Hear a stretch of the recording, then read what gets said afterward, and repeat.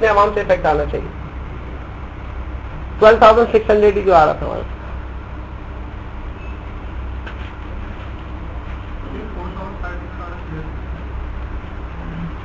4,500 हमने इस तरह निकाला है कि अगर एक शेयर होल्डर जिसने अपनी इन्वेस्टमेंट 29,500 की, इसके पास अवेलेबल फंड्स थे और उसने क्या कि मैं शेयर होल्डिंग परसेंटेज 29.5 ले जाने के बजाय अपनी इन्वेस्टमेंट ले आता 25% के बराबर, जिस तरह मेरे पास जी में था, तो जी में इन्वेस्ट करके वो ये इन्वेस्टमेंट जनरेट कर रहा है 28 में 3,500 का रिटर्न यहाँ से मिल रहा है, टैक्स आपने 700 का पे, अपना इंटरेस्ट 700 का पे किया, 2,800 और जी की कैलकुलेशन देखिएगा एग्जैक्टली सेम अमाउंट आपके पास बच रहा था। जी की कैलकुलेशन में भी एग्जैक्टली आपके पास सेम अमाउंट ही बच रहा था। जब ये सेम अमाउंट बच रहा है तो आपने इफेक्टिवली वो सेम रिटर्न जनरेट तो कर लिया, लेकिन पहले सरप्लस फंड आपके पास कुछ भी नहीं होते थे, अब सरप्लस फंड आपके पास जो बच गए वो 4,500 के। तो ये 4,500 के सरप्लस फंड जो है यही इफेक्टिवली आपको बेनिफिट प्रोवाइड कर रहे हैं, और ये पहले अवेलेबल नहीं होता था, अब आपके पास ये अमाउंट अवेलेबल है। तो इसकी वजह से एक्स्ट्रा अर्निंग आप जनरेट कर सकते हो, पहले ये अर्निंग आपके डिस्पोजल पे अवेलेबल नहीं होती थी। अच्छा, अब अगर मुझे इसमें डिस्क्रिपेंसी एक जगह नजर आ रही है कि अगर ये 4,500 एक 25% शेयर होल्डर के पास मौजूद है, तो ग्रॉसअप करने की अगर हम बात करें तो अगर टोटल आप सरप्लस फंड्स की बात करें तो जो तमाम शेयर होल्डर के पॉइंट ऑफ व्यू से काउंट करें तो दैट शुड बी 100/25, और ये कितना आ रहा है हमारे पास 12 एग्जैक्टली ये अमाउंट भी हमारे पास 18 ही होना चाहिए। ये 12,600 जो आ रहा है,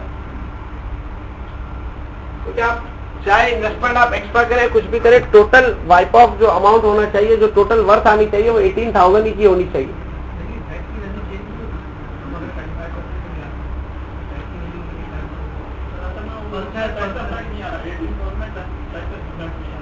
18,000 में 5,400 का हमारे पास 5,400 का डिफरेंस उस पर टैक्स करते हैं। 18,000 की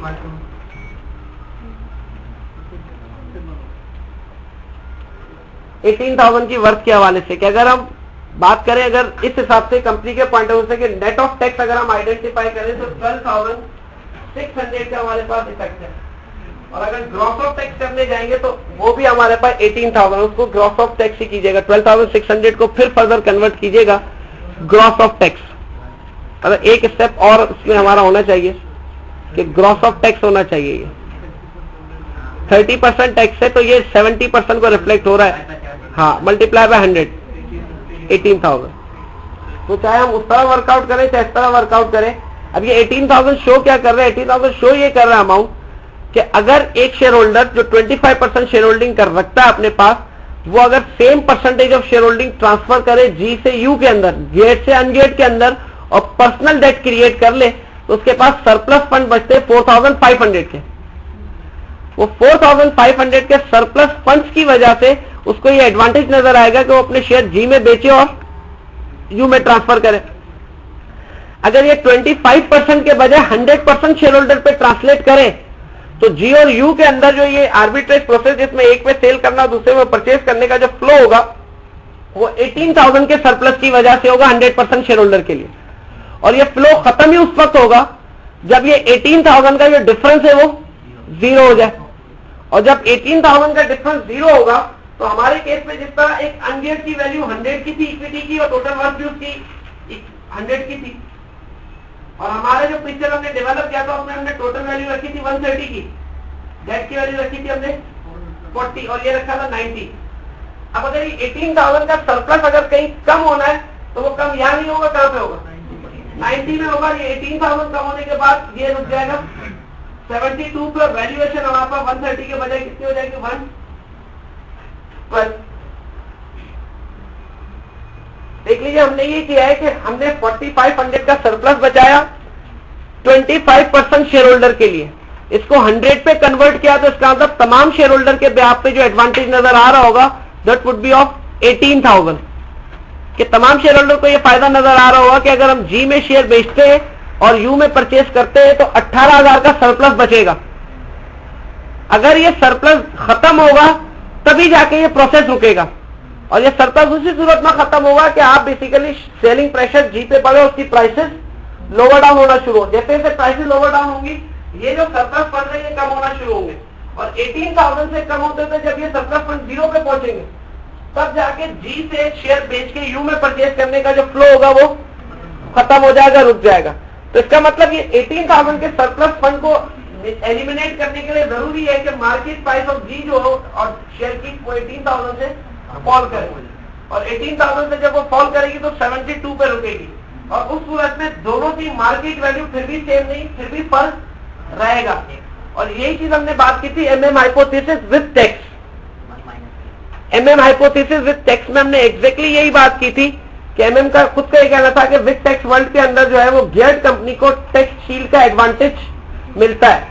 अब अगर ये जो वैल्यूज हमारे पास मौजूद है, इसी से हम खुद अगर फॉर्मूला ड्राइव करने की बात करें जो लास्ट क्लास में हमने लिखे थे, कि अभी अगर हम देखें तो 100 की गियर्ड की वैल्यू है, अनगियर्ड की, और गियर्ड की वैल्यू 112।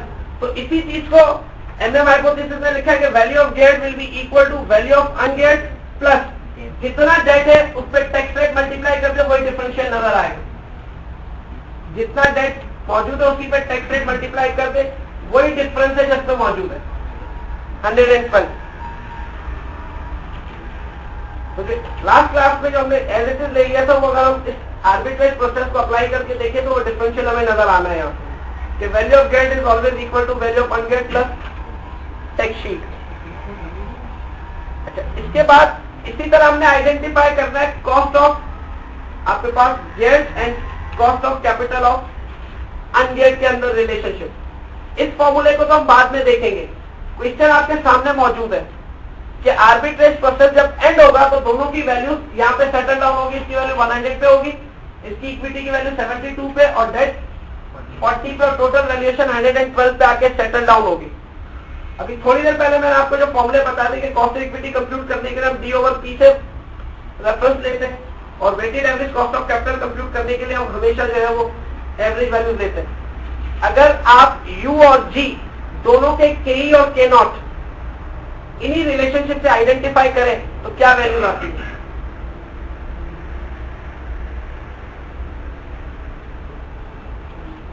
हमारा जो क्वेश्चन था वो यहाँ पे आके एंड हो गया था कि हमने 12,600 को फिर ग्रॉस अप किया, या हमने उसको ऑल्टरनेटिवली इस तरह सॉल्व कर लिया। हमारा जो क्वेश्चन था वो यहीं पे था, और लास्ट में हमने जो एंडिंग लिखनी है नोट, एंडिंग नोट यही है कि value of the equity of G has to fall by 18,000 to stop the arbitrage process.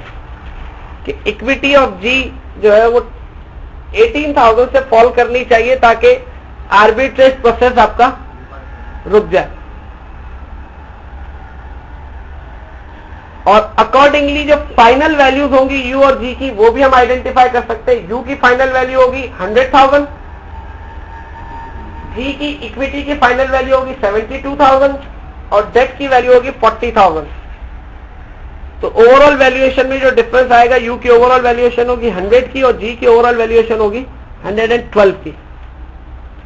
हमारा आर्बिट्रेज प्रोसेस यहां तक है।